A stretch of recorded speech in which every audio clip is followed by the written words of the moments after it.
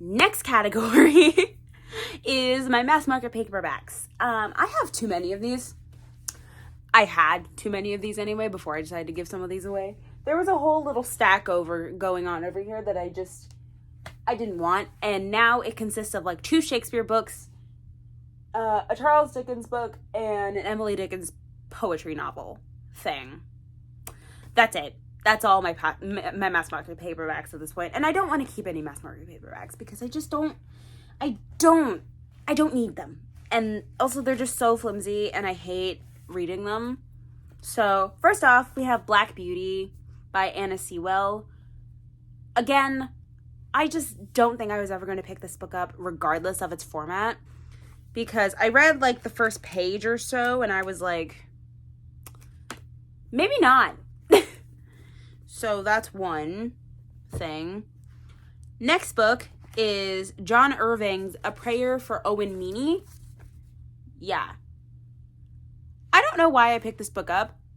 I think it was from like a free book drive, and it just kind of appeared, and I was like, that sounds interesting. I didn't even read like the description or anything. Maybe I'll pick up another John Irving book when I feel like it, because it appears that this guy is actually like pretty well known in the reading world, but I don't think I'm going to pick it up myself.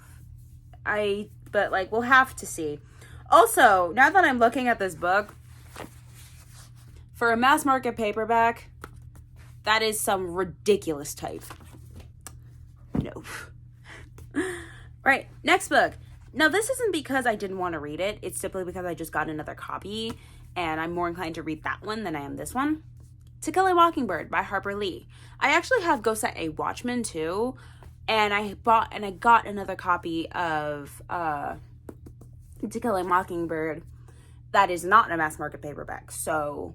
And the only reason I was keeping this is because I wanted to read To Kill a Mockingbird because I was really interested. And now that I have a copy that I'm actually willing to read, and not feel like guilty for opening it and like feel like I have to like squint at it, yeah, now I'm actually gonna read it. Next book. This one I also don't know. The next 2, I don't really know where I got from. I don't remember actually. Forgotten Fire by Adam Bagdasarian, I think. Yeah. I really don't know, honestly. Yeah, based on the description, I probably wouldn't have been very interested in it. I'm sure some other person would be very interested in it, but it's just not for me. I'm a very, let's say, fantasy-oriented person. So, this is going away. The next book is The Windsinger by William Nicholson. I feel like I picked this up because I thought the title sounded pretty cool. And also the back of it the description sounded really cool to me at the time. But then I just never picked it up again. And I also was like pretty afraid of creasing the spine. So I just never really read it. And also, I'm pretty sure, and the type isn't horrible, actually. Type isn't horrible. I probably could have powered through this if I actually was willing, if I actually, forced myself to pick it up, but, I just didn't. And also, it's a trilogy, and I don't know where I would have found the other books other than online for, maybe $100. So maybe I'll pick this one back up if I find another copy that's in a bigger edition. But, nah. Last book. This book I actually tried reading. And it was actually, not too bad from the first couple of pages, for the first chapter or so. And this one I actually find kind of funny. Return to the House of Usher by Robert Poe. So this book is essentially Edgar Allan Poe fan fiction. I'm not even freaking joking. Robert Poe is a pen name. Okay? Okay. I honestly really don't understand. Wait, hold on. Yeah, sorry. I had to go through and really quickly just like look through this book. Yeah, it's Edgar Allan Poe fan fiction where basically it follows the character of John Charles Poe and essentially kind of makes up a whole like fantasy world, like not really fantasy world, but like a whole like family dynamic thing where there's a casket that each member, well, the male lineage anyway, of the Poe family inherits once they turn 18. And it kind of, and I don't know exactly the whole point of it really. All I do know is that it actually was pretty interesting from what I remember, but I just wasn't really into reading it that much, so I just never really did. I could probably read it now if I really gave it a chance, but I don't think I'm ever really going to because I have so many other books that are on my TBR that I'm so excited for that I'm just probably never gonna do it. So that's why he has to go. Okay, next category. I have a bunch of YAs. So first off, we've got Delirium by Lauren Oliver. This book, it's not that I didn't want to read it. It's just the fact is that I just never really got around to it. And now at this point, it's just taking up space on my bookshelf for other things that I could be reading. No hate to anyone in this unhaul video. It's just the simple fact that I just don't need these on my bookshelf anymore. And they would probably serve a better purpose with someone else. Next book is Lockdown: Escape from the Furnace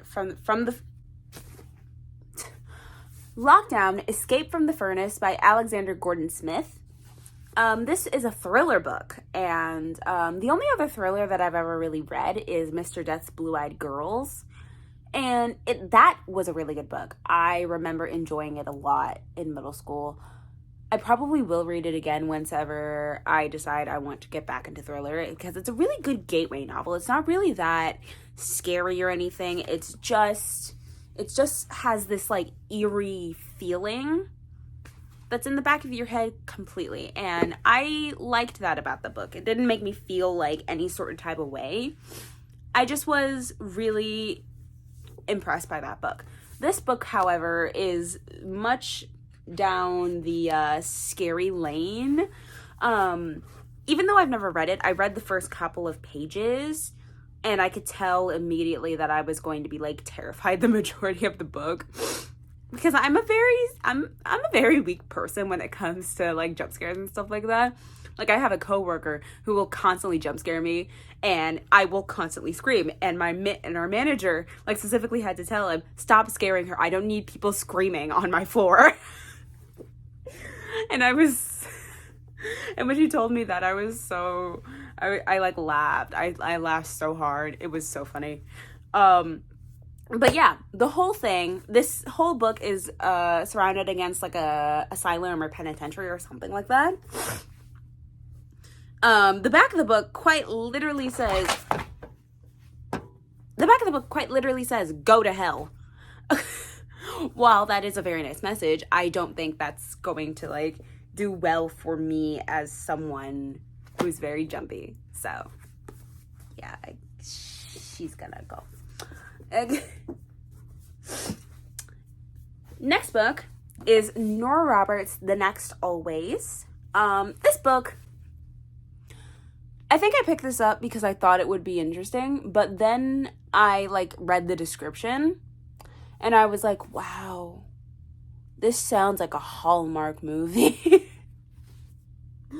Like, it's kind of no joke. It surrounds the whole premise of the fact that there's this historical inn, right? Yeah. It's essentially, there's this historical inn and there's this guy who I assume works there. And there's this cute girl who checks in and he's like delighted to give her a tour. So I'm immediately like, Hallmark movie vibes. Yeah. As a result, I am more inclined to watch Hallmark movies than to read them. Because most Hallmark movies aren't really that interesting, save for like the characters that they give. So, yeah. No hate to Laura Roberts though. She looks like a perfectly kind lady. I just don't think I'd be interested in this genre. And it also seems very romance heavy. And I don't think I'm going to read it. Because I'm not a very romance-heavy person. Because it just makes me sad sometimes. Anyways. Segueing from romance, we've got another romance book. It's called Beneath a Marble Sky, a love story by John Shores. And this whole book kind of surrounds like the building of the Taj Mahal. Because if you don't know, the Taj Mahal was built by an Indian sultan to commemorate the death of his late wife. And it's I honestly think it would be really interesting because of the fact that it has that historical element to it, but it's a love story and it centers heavily on the romance. And I've decided, no, I'm not a very romance heavy person, and it's just not something that I think I would like heavily enjoy. So, okay, these next two books are two books that I knew like from the get-go that would be very slow. And so because of that, I put off reading them until I just didn't want to read them anymore. First book is Angela's Ashes by Frank McCourt. This is a memoir. And as you know, memoirs tend to drag. And this is also just a memoir that I just wasn't really interested in the first place. I picked it up because I heard good things about it. I just never really got into picking it up, you know? So, Nicholas Sparks' The Wedding. If you don't know Nicholas Sparks, he wrote The Notebook, and The Notebook got turned into a movie, meaning this was also probably going to be very romance-based, but The Notebook, the movie, especially kind of ran a bit long for me. I don't know, it just kind of moved at a very slow pace, and I just didn't exactly enjoy it. This one I knew for a fact probably would have done the exact same thing because that's just the writing style for most romance novels. Because they try to make it slow burn and it just doesn't really work out that well. So it just ends up dragging like at a snail's pace. So that's one thing. I just personally just wasn't really interested. I picked it up because I thought it would be interesting because I had heard good things about The Notebook. The book, and I thought this would be a great segue into some more romance books, but then I realized I just wasn't a romance person. So, yeah. All right, we're down to the final two books. These books specifically, again, I just didn't think I'd ever read them. That's the case with most of this. One of them actually I thought I was going to read, but I just never really got into it. So this one, The Shack by W.M. Paul Young. Now I'm not going to say that this book isn't an interesting topic because it's based on a real story. It's essentially based on the kidnapping/murder of this little 4-year-old girl from this shack in the woods. The whole point of this book is just to retell that story. Essentially, this book, I think I picked it up mainly because it was the first ever leather-bound book that I ever found. And I was like, yes, gimme, now. Just because of the format. And that's not a good reason to have a book. I know there are some collectors out there, but I personally am not someone who just will collect the books. I'm someone who wants to buy the books and then read them, but I'm not going to go out of my way and find like different editions of books just so I can just keep them on my bookshelf. I'm not that kind of person or reader, matter of fact, and I just don't really see the point in that. I'd rather have like one copy of one book rather than like a million different copies of one book, you know? So this book, format-wise, is really cute. I just wouldn't I just wouldn't read it. I'm more akin to watching my serial killer documentaries. The next book I thought I was going to read, but then I realized it's more of a middle grade book again, and I'm just not a middle grade person. The Westing Game by Ellen Raskin. So this book is actually very similar, at least the plot of this book is actually very similar to a recent show that came out. Like, I think it was in 2020, but I'm not entirely sure. The Westing Game kind of reminds me of Knives Out. that show, if you've ever seen it. The whole premise of it, it's essentially where a bunch of people are called to this house, and this guy who was like but rich dies, and essentially they all have to play this game to try and win his fortune. Now that kind of sounds a lot like the plot of Knives Out, because I think Knives Out is about a bunch of kids trying to get their dad's money, but they don't know where he hid it, and the first one to get it is like finders keepers, losers weepers. So yeah, that's I think not why I picked up this book, because I thought it'd be interesting because I read the premise and then I realized it was a middle grade book, and I was like, no thank you. Okay guys, so that concludes my book unhaul. As a whole, I'm getting rid of 23 books today, which is a lot for me. I personally have never gotten rid of that many books, and I didn't think I'd ever really get rid of that many books, but I need the space on my bookshelf. And I knew all of these books would be better in other people's hands than mine, other than me hoarding them. So that's why I'm giving them all away to my English teacher, because she is going to keep them for years, and a lot of people are going to read them and enjoy them in ways I probably never would have. So anyway, guys, that ends this video. I hope you guys enjoyed it. If you guys like this video, please subscribe if you want to see more from me, because I'm definitely going to start posting more. And as always, I love you, my little Lumas. Bye. Hellcat.